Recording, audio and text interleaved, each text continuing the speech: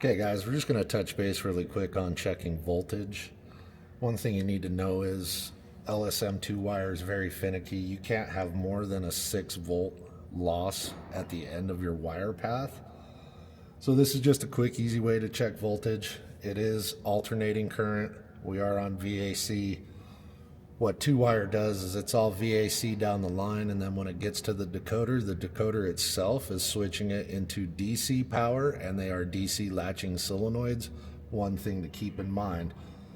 So this is just a good way to check voltages down your wire path. What you're going to do, test your red, test your black. As you can see, we're 39.4 volts, so we know voltage is good.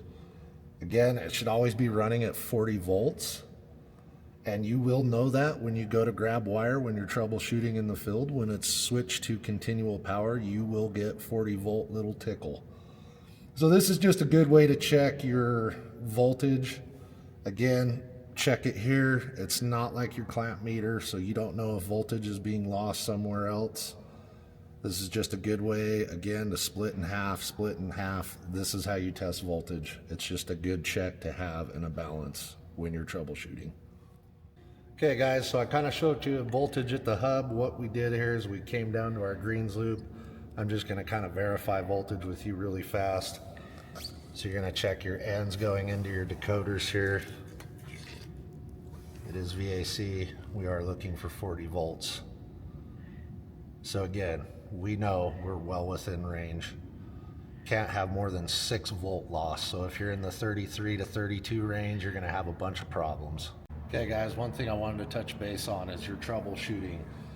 What you need to be thinking about doing, if you don't already have it and it's not accurate, as you go out to troubleshoot in the field, you need to start marking this wire, whether it's on the sheath, whether you get a cow tag, some kind of tape, whatever it might be. Obviously you need to think about moisture. You don't want things to rub off. But what's going to save you a lot of headache in the long run is as you go out to troubleshoot, you need to start marking your wire paths. So let's say if this was hole 5, I would write hole 5 in for ingoing power. On the other side, I would put hole 5 outgoing power, so I know that. And then on this, since this is the first lateral line in the hole, I'm just gonna put lateral 1 on here. Because a lot of the times when you go to dig these up or you go into a valve box and you have 3 Scotch cast bags on here, the resin packs, it gets really hard to figure out what is what if it hasn't been labeled yet. So what you're going to do is you're going to spend time disconnecting everything just to test the wires to know you're heading down the right way. And again, this meter will never read backwards. It's always down the wire path. So as I'm sure you can tell, that could get to be quite confusing in the field if things aren't labeled. It's going to take extra time to figure out ingoing, outgoing, and what's connected to what. So keep that in mind. Okay guys, so if you're seeing that lower 33 volt loss, what you're gonna be looking for at that point is a nick in the wire somewhere. Again, that's where you need to start splitting things in half. That'll really help narrow down what you're trying to do and where you're trying to find your problem. I would say 9 times out of 10 guys, it's gonna be a bad splice or a nick in the wire somewhere. Okay guys, we're gonna go over troubleshooting surge pills.